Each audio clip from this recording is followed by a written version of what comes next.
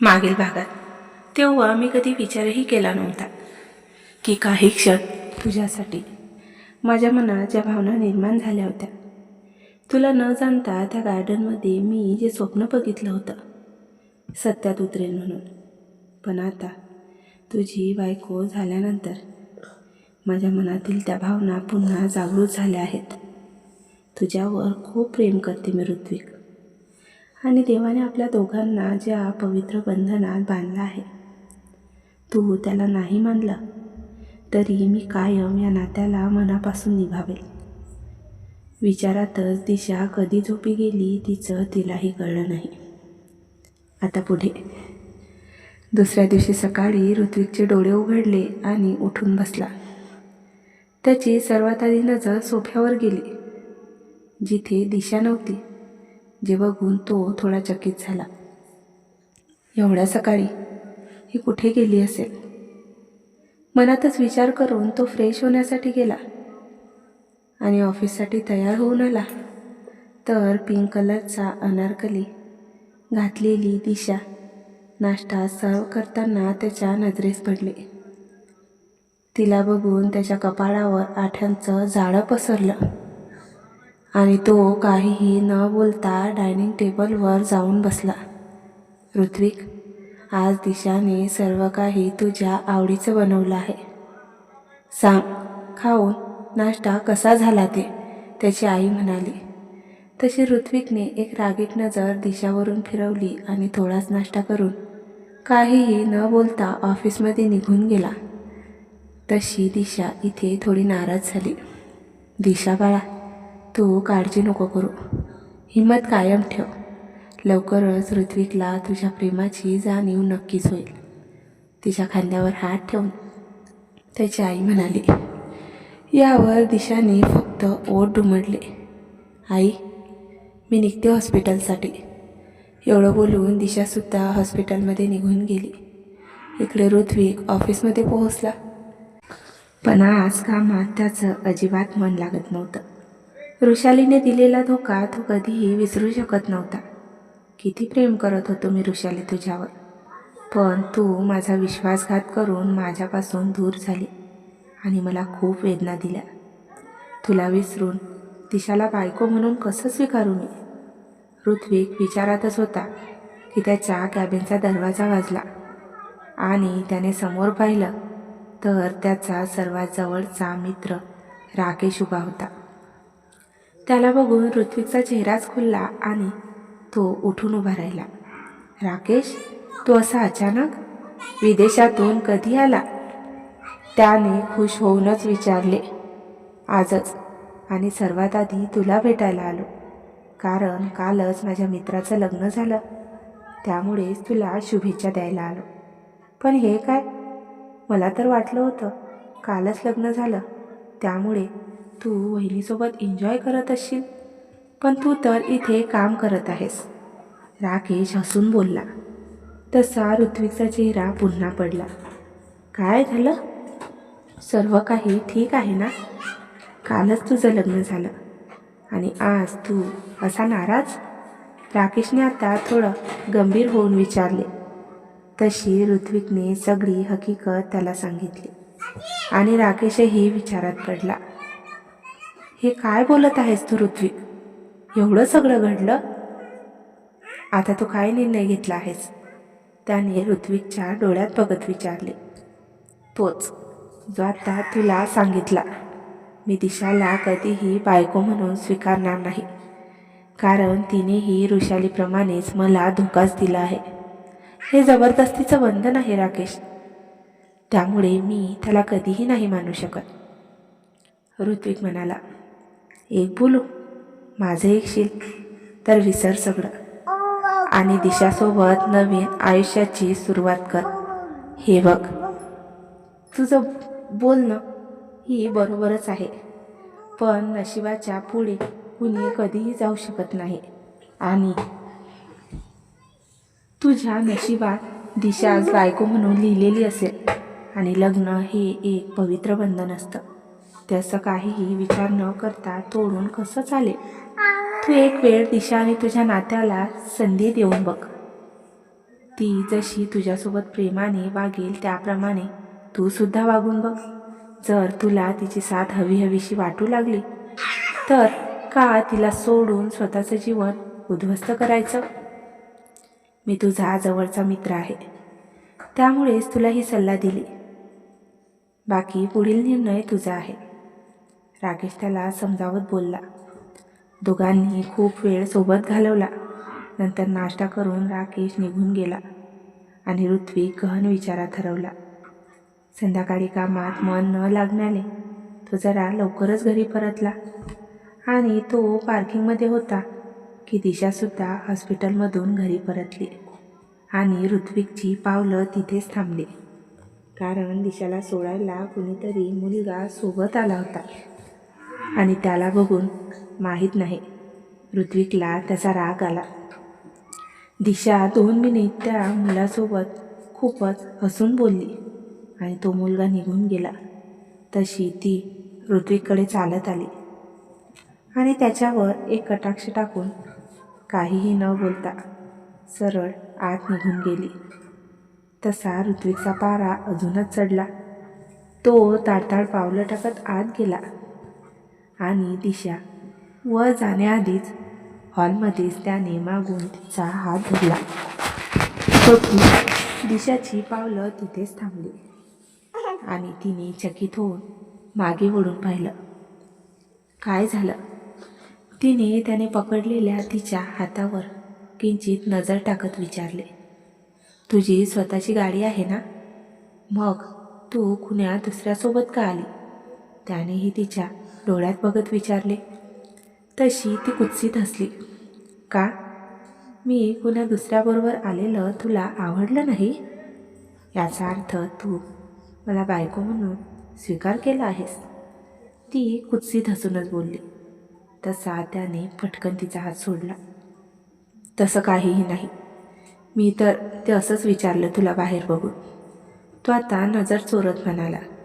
Okay, माझी गाडी खराब झाली आहे आणि त्याचं घरही इकडेच आहे, त्यामुळे त्यांनी मला लिफ्ट दिली. मलाही तुला एक प्रश्न करायचा आहे. सकाळी आई बोलत होत्या की तू खूप उशिरा घरी येतो, मग आज एवढ्या लवकर कसा? माझी आठवण येत होती म्हणून तर नाही आला? ती मिश्किलपणे बोलली. तसा त्याने एक उसासा सोडला. उगाच तुझ्यासोबत बोललो मी. तो मान हलवून बोलला आणि रूममध्ये निघून गेला. इथे दिशानेही हलकं हसून मान हलवली आणि तीसुद्धा त्याच्या मागेच रूममध्ये पोहोचली. तोपर्यंत ऋत्विक फ्रेश होण्यासाठी बाथरूममध्ये गेला होता. तो बाहेर आल्यानंतर दिशाही फ्रेश व्हायला गेली आणि चेंज करून खाली आली. तेवढ्यात ऋत्विकचे आईबाबाही तयार होऊन खाली आले. दिशा बाळा, आम्ही दोघे एका पार्टीमध्ये जात आहोत. मेडही आज सुट्टीवर आहे, त्यामुळे तू ऋत्विक आणि तुझ्यासाठी डिनर बनवशील ना? त्याची आई म्हणाली. हो आई, तुम्ही काळजी नका करू, बनवेल मी. तुम्ही निवांत जाण घ्या, ती हसून बोलली. तसे ते दोघे निश्चिंत होऊन घराबाहेर पडले. ऋत्विकला जर लवकर भूक लागली तर त्यापेक्षा आत्ता जेवण बनवून घेते, हा विचार करून दिशाने एक नजर भिंतीवरील वॉचवरून फिरवली आणि किचनमध्ये निघून गेली. इथे अर्धा तास निघून गेला होता, तरीही दिशा अजून रूममध्ये आली नव्हती आणि ऋत्विकलाही एकट्याला खूपच बोर व्हायला लागलं होतं.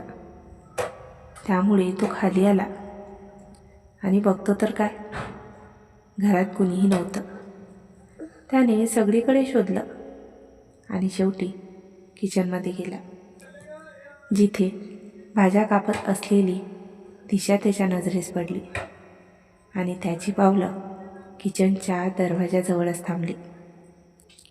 तिचं पूर्ण लक्ष कामात होतं, त्यामुळे तिचे ते भुरभुर उडणारे केस तोंडावर येत होते. बाकीचे केस तिने वर बांधून घेतले होते. अंगात सिंपल सलवार सूट घातला होता, ज्यामध्ये सिंपल असूनही ती खूपच सुंदर दिसत होती. ऋत्विक तिथेच उभा राहून तिला बघत राहिला. तेवढ्या दिशाची नजर त्याच्यावर पडली आणि डोळे बारीक करून कुत्सित हसली. काय झालं? तिने भुवया उंचावूनच विचारले. तसा तो भानावर आला. ते घरात कोणीही नाही दिसत आहे, त्यामुळे आईला शोधत मी इथे आलो. तो तिच्याकडे न बघताच म्हणाला. तशी ती हलकी हसली आणि म्हणाली, मेड आज सुट्टीवर आहे आणि आई बाबा एका पार्टीमध्ये गेले आहेत. हे ऐकून ऋत्विकने डोक्याला हात लावला, कारण त्याच्या आईने त्याला सकाळीच याबद्दल सांगितलं होतं. तू बस बाहेर, मी आपल्या दोघांसाठी जेवण बनवते. सर्व काही झालं आहे, फक्त 10 मिनिटांचंच काम राहिलं आहे, दिशा पुन्हा बोलली. आता मात्र ऋत्विक काहीही न बोलता हॉलमध्ये जाऊन बसला. 15 मिनिटात दिशा जेवण घेऊन बाहेर आली आणि तिने दोघांसाठी डिनर सर्व केलं. तोपर्यंत ऋत्विकही टेबलवर येऊन बसला आणि त्याच्यासमोर दिशाही बसली. त्याने जेवणाचा एक घास घेतला आणि दिशाकडे पाहिलं. काय झालं? तिने भुवया उंचावून आणि हलकं हसून विचारले. जेवण छान झालं आहे, तसा तो शांतपणे म्हणाला आणि दिशा त्याच्याकडे बघतच राहिली. त्याने आज तिचं कौतुक केलं, त्यामुळे मनोमन ती खूपच खुश झाली होती. दोघांनी सोबतच जेवण केलं आणि रूममध्ये आले. ऋत्विक, उद्या सकाळी मला हॉस्पिटलमध्ये सोडशील का? दिशाने विचारले. तसा तो थोडा वेळ शांत राहिला आणि नंतर त्याने होकारार्थी मान हलवली. दिशा, तू माझ्याशी लग्न का केलं आणि माझ्याशी जवळीक साधण्याचा का प्रयत्न करत आहे? मला माहीत आहे, माझ्या प्रॉपर्टीसाठी ना? पण तुझं हे स्वप्न कधीही पूर्ण होणार नाही. मी तुला माझ्या बायकोचा दर्जा कधीही देणार नाही, ऋत्विक बोलला. तशी दिशा आश्चर्यचकित होऊन त्याच्याकडे पाहू लागली. तू हा विचारही कसा करू शकतो ऋत्विक? कधीही बोलून नाही दाखवलं मी, पण या शहरातील टॉप सर्जन आहे मी. दररोज कितीतरी लाख रुपये कमवते. प्रॉपर्टीची लालसा मला का असेल? पण तुझ्या या बोलण्याने तुझे विचार किती खालच्या स्तराचे आहेत हे मला नक्कीच कळलं. त्याच्या या बोलण्याने दिशा खूपच दुखावली होती. मग का केलं तू माझ्यासोबत लग्न? मला सत्य जाणून घ्यायचं आहे. वेळेवर वृषालीने लग्नाला नकार का दिला? ऋत्विकने आता चिडून विचारले. ऋत्विक, मी फक्त वृषालीने वेळेवर लग्नाला नकार दिला आणि मला तुझ्यासोबत लग्नासाठी शपथ दिली, जेणेकरून तुझ्या फॅमिलीची बदनामी होऊ नये आणि तिच्यासुद्धा. यामुळे मी तुला काहीही नाही सांगू शकत. एवढं बोलून दिशा सोफ्यावर जाऊन आडवी झाली. दुसऱ्या दिवशी नेहमीप्रमाणे ती हॉस्पिटलसाठी तर तो ऑफिससाठी रेडी झाले आणि दोघेही खाली आले. दिशा बाळा, आज रात्री आम्ही तुमच्या दोघांच्या लग्नाची रिसेप्शन पार्टी ठेवली आहे, त्यामुळे थोडे लवकरच घरी या, त्याची आई म्हणाली. तसा ऋत्विक चकित होऊन त्यांच्याकडे पाहू लागला. तुम्हाला सांगितलं ना आई बाबा, मी या लग्नाला मी नाही म्हणत, तरीही तुम्ही सर्वांसमोर का हे सर्व करत आहात? त्याने नाराजीनेच विचारले. कारण आम्ही या लग्नाला मानलं आहे ऋत्विक, आणि दिशा आता तुझी बायको आहे, हे सत्य आहे. ते कुणीही नाही बदलू शकत. त्याचे बाबा आता थोडे रागात बोलले. बाबा, ऋत्विकची इच्छा नाही तर माझ्या मते कुठलीही पार्टी ठेवण्याची काहीही गरज नाही. मनाने तर मी ऋत्विकला नवरा मानला आहे ना, आणि माझी बायको होण्याची प्रत्येक जबाबदारीही मी पार पाडेल, दिशा बोलली. तसे त्याचे आईबाबा नाराज झाले आणि नाश्ता करून दिशा आणि ऋत्विक घराबाहेर पडले. दोघेही गाडीत बसले आणि त्याने गाडी तिच्या हॉस्पिटलच्या दिशेने घेतली. दिशाचं हॉस्पिटल आलं, पण दोघेही शांत होते, जसे दोघेही एकमेकांना ओळखत नसावे. हॉस्पिटल येताच दिशा खाली उतरली आणि सरळ आत निघून गेली. ऋत्विकही ऑफिससाठी निघाला, पण रात्रीपासून दिशा त्याच्यासोबत बोलत नव्हती. त्यामुळे मनोमन माहीत नाही का त्याला वाईट वाटत होतं. त्यामुळे आजही त्याचं कामात लक्ष लागलं नाही आणि संध्याकाळी तो लवकरच घरी परतला. दिशाही तोपर्यंत घरी आलेलीच होती, पण ती त्याच्याशी काहीही बोलली नाही. आणि जेवण करून साधारण 9:30ला दोघेही त्यांच्या रूममध्ये आले. दिशा आताही काहीही न बोलता सोफ्यावर जाऊन बसली आणि ऋत्विक तिच्याकडे बघतच राहिला. दिशा, तुला तिथे झोपण्याची काहीही गरज नाही. तू इथे बेडवर झोपू शकते, तो थोडा वेळ थांबून शांतपणे म्हणाला. तशी दिशा आश्चर्याने त्याच्याकडे पाहू लागली. अचानक असं काय झालं की तू सरळ मला बेडवर झोपायला बोलवू लागला? नेमकं सुरू काय आहे तुझ्या मनात? मला त्रास देण्यासाठी तर नाही करत आहेस? तिने संशयित नजरेने त्याच्याकडे बघत विचारले. तसं काहीही नाही. तू माझी बायको आहेस, त्यामुळे हक्क आहे तो तुझा. तो आताही शांतपणे बोलला. नाही, मी इथेच ठीक आहे, ती त्याच्याकडे न बघताच म्हणाली. तसा ऋत्विक बेडवरून उठला आणि दिशाजवळ गेला. त्याने तिला अलगद कुशीत उचलून घेतलं आणि बेडवर नेऊन बसवलं. याआधी की दिशा उठून बसणार, त्याने तिला घट्ट मिठीत घेतलं आणि तोही तिच्याजवळ आडवा झाला. तशी ती त्याच्या मिठीतून सुटण्याचा प्रयत्न करू लागली. ऋत्विक, काय आहे हे सगळं? सोड मला, ती चिडूनच बोलली. दिशा प्लीज, मला तू माझ्याजवळ हवी आहेस. झोप ना शांत, तो बारीक चेहरा करून म्हणाला. तशी आपोआपच दिशाच्या शरीराची हालचाल कमी झाली आणि ती शांत पडली. ऋत्विक हे सगळं का करत आहे? अचानक याच्यात एवढा बदल का झाला? नक्कीच त्याच्या मनात काहीतरी सुरू आहे. विचारातच कधी दिशाचे डोळे लागले त्यालाही कळलं नाही. दुसऱ्या दिवशी सकाळी दिशाचे डोळे उघडले तर ती ऋत्विकच्या मिठीत होती, जे बघून ती काहीही हालचाल न करता एकटक त्याच्याकडे बघत राहिली. 5 मिनिटातच ऋत्विकलाही जाग आली आणि त्याने तिच्याकडे पाहून हलकं स्मित केलं. ऋत्विक प्लीज सांग, मला का करत आहे तू असं? माझ्या भावनांसोबत खेळतोय ना? तिने आता भावूक होऊन विचारले. नाही दिशा, तसं काहीही नाही. आधी तर मी हाच निर्णय घेतला होता की तुला कधीही बायको म्हणून स्वीकारणार नाही. पण माझ्या मित्राने मला लग्नाच्या पवित्र बंधनाबद्दल आणि आपल्या दोघांच्या नात्याला एक संधी देण्याबद्दल समजावून सांगितलं. त्याने मीही याविषयी विचार केला आणि मला जाणीव झाली की मी प्रयत्न केला तर तुझ्यासोबत खुश राहू शकतो. त्या दिवशी तुला त्या मुलासोबत येताना पाहून मला मनोमन त्याचा राग आला आणि गेले 2 दिवस झाले माझ्या वागण्यामुळे तू माझ्यासोबत बोलत नव्हती. त्यामुळे मला खूपच वाईट वाटत होतं आणि याची जाणीव होत होती की मी तुझ्याशिवाय नाही राहू शकत. मला तुझी सवय व्हायला लागली आहे आणि आपल्या नात्याला एक संधी द्यायची आहे.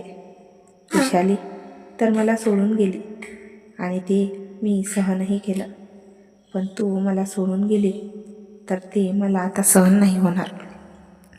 एवढं बोलून ऋत्विकने तिला मिठी मारली आणि दिशाच्या आनंदाला पारावारच राहिला नाही.